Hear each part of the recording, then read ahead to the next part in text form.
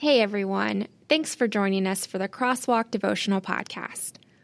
Over the years, our editorial team at crosswalk.com has written these devotionals, observing truths we see at the intersection of faith and life. We're thrilled to offer them to you now in podcast form. To get all of these episodes straight to your phone each week, just subscribe on iTunes or wherever you get podcasts. To find more devotional content like this, just visit us at crosswalk.com.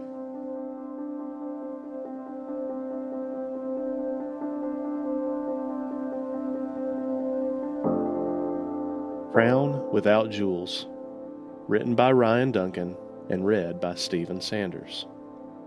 Let us then approach the throne of grace with confidence, so that we may receive mercy and find grace to help us in our time of need. Hebrews chapter 4, verse 16.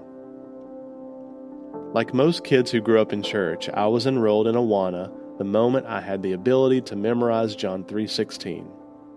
Not that I'm complaining, I enjoyed the evenings of games and Bible stories.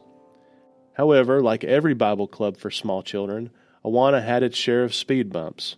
One such bump appeared during a lesson where a young woman was sharing her testimony.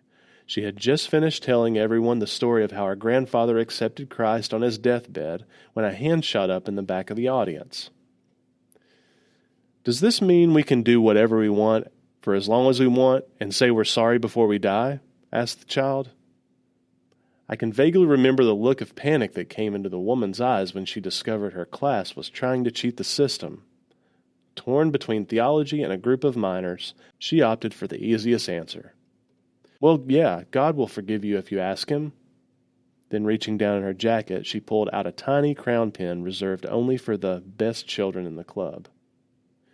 But it also means you have fewer jewels in your crown when you get to heaven. I'm not bothered that our leader chose to use this explanation. It's hard to describe the grace of God to a room full of third graders hopped up on gummy bears. What does bother me is the number of adult Christians who still believe this idea to be true. Many Christians will take statements like this and present them as proof of their superiority.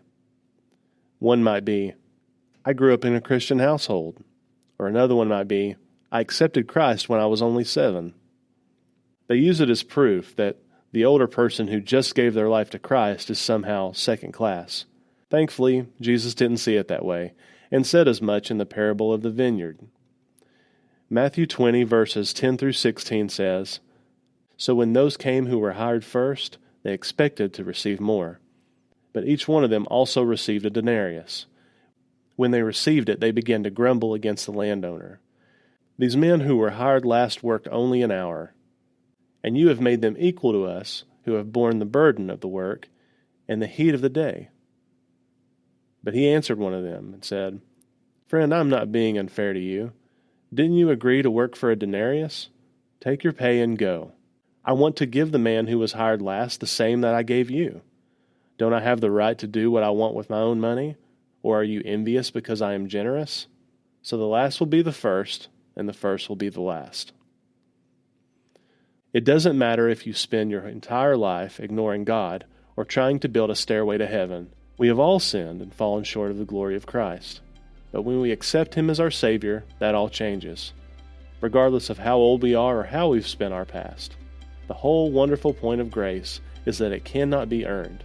How else could it be called grace? Intersecting faith and life. Remember to be humble and show understanding to others. We are all on a journey to know God, so love others as He would love them. For further reading, check out Romans 6, verse 14.